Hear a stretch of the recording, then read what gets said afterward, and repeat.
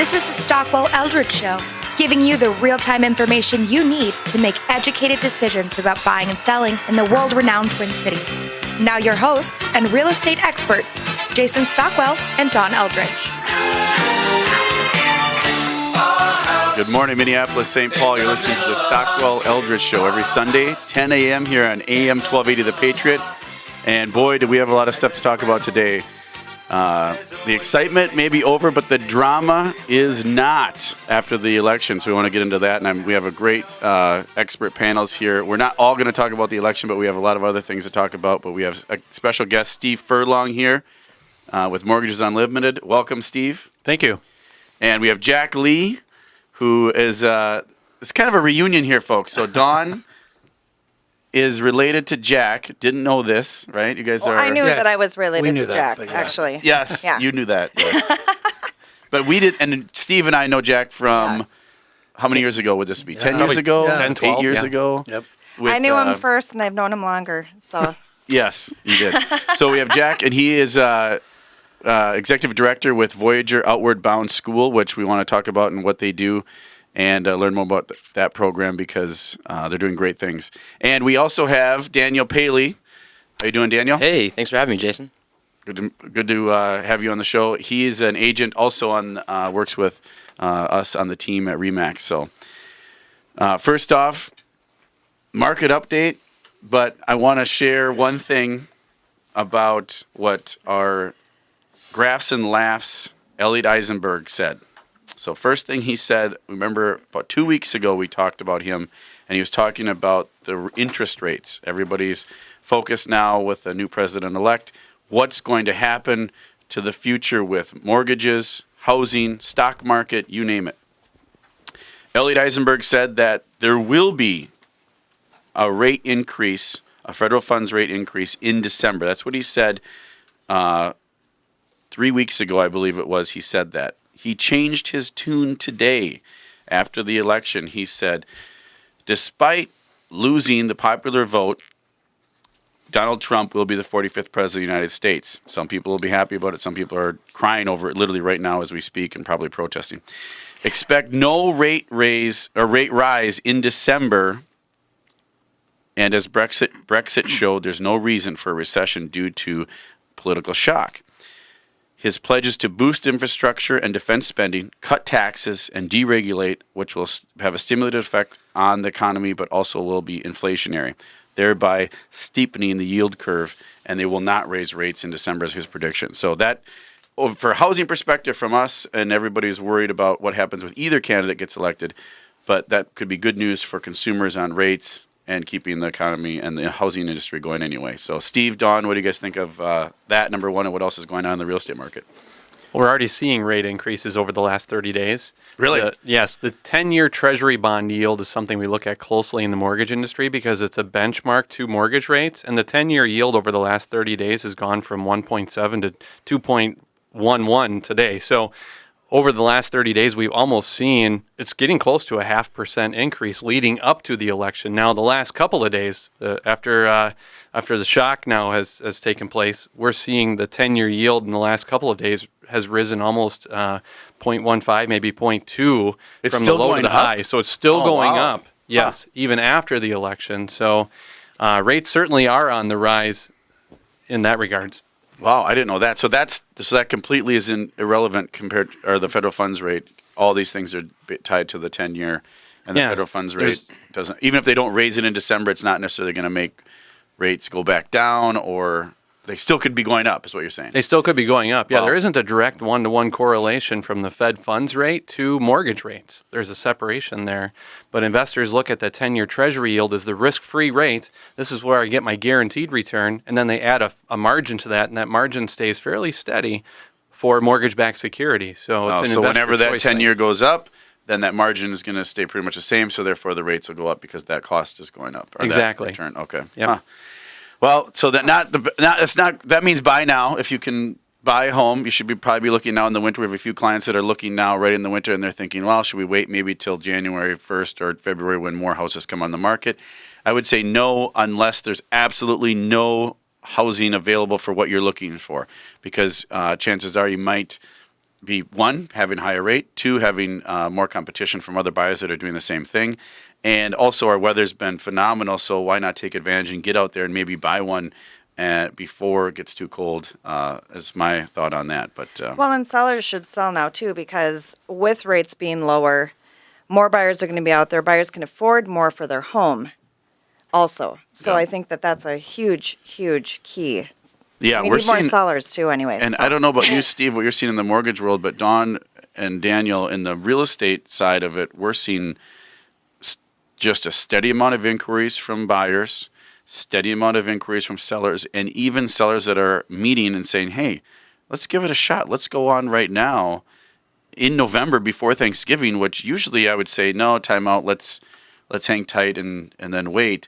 But if you're ready, and it might happen now. I mean, we've got showings going on, and they're still active. I mean, offers coming. It's still really, really, really positive right now, which is maybe that will evolve and change over time too, as historically it slows down in the winter. But with the economy and the mobility and all the things that are going on when people move, when they, we might have a year-round cycle that's actually pretty strong in Minneapolis. But Yeah, that's what happened last year. The other thing that I think people don't realize is that the spring market actually occurs in February when people start listing, because there's a 45 to 60 day delay in closing on financed offers. So when the market is showing that it's a spring market, it's really happening earlier in the year. It's just that the closings are happening 60 in days the out. spring. Yeah. The offers are So- accepted, and then 45 to 60 days out from that is when the closing happens, and that's when the data gets shown that houses are closing, which, so that's why April's so busy, because a lot of those offers, like you said, are accepted in Yep. February or March. Yep. So the other news, and we can talk about this maybe in the show too if people are interested, is there's other laws that passed around the country, and one of them in particular is the marijuana laws have passed in a number of states for recreational use and also for medical use. And it's broadening. I looked at a map on Facebook to show where it is open for medical. And when you're talking states like Arkansas, which you probably wouldn't think is, being a state that's open to a lot of new things and things like that, if they're seeing the value of medical marijuana for their patients and things like that, that might tell you that the trend in the United States is going towards legalization on some level, whether it's just medical, but as a whole recreational too as well. So I think, and there was 3 states, California, Maine, and Nevada passed recreational, which is great news if you're a supporter of that, and also if you're looking for opportunities outside of real estate. That's a very, very good possibility if you have some connections or some viable options for investing in.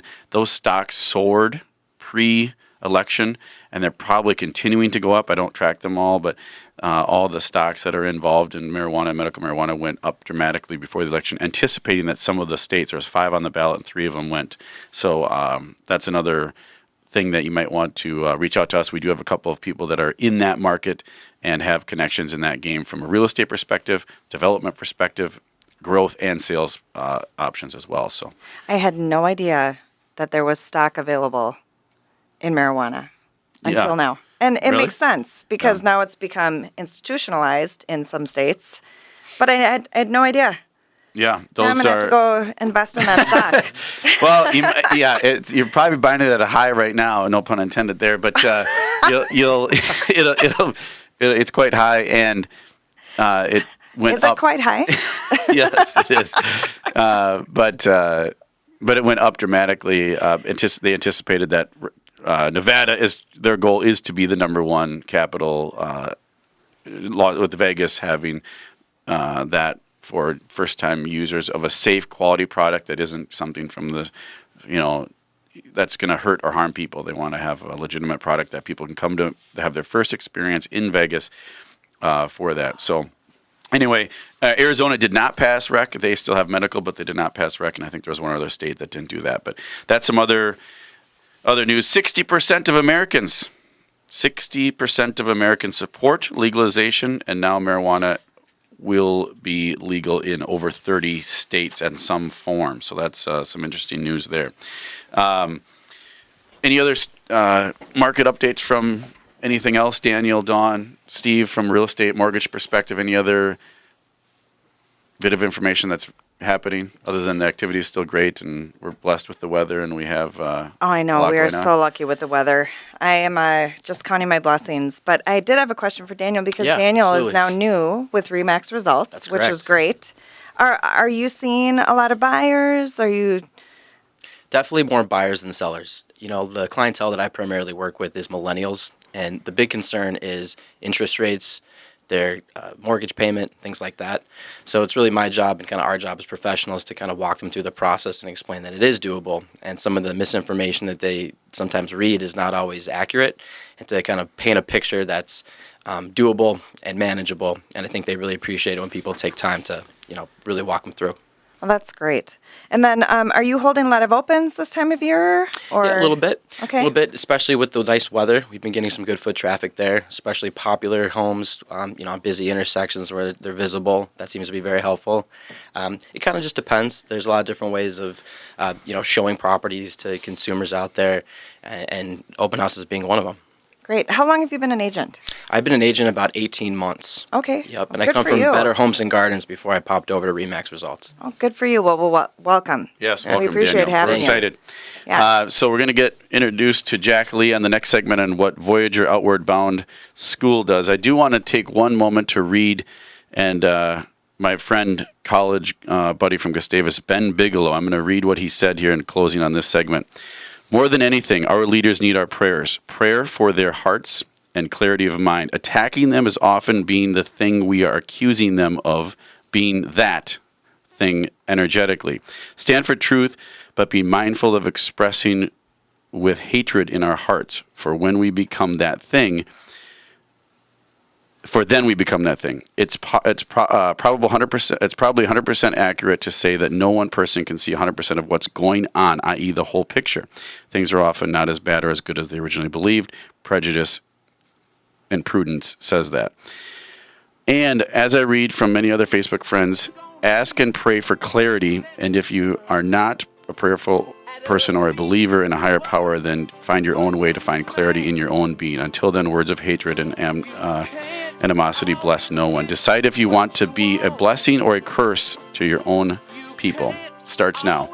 We'll be back with more Stockwell Eldritch Show. Stay tuned. You can't always get what you want.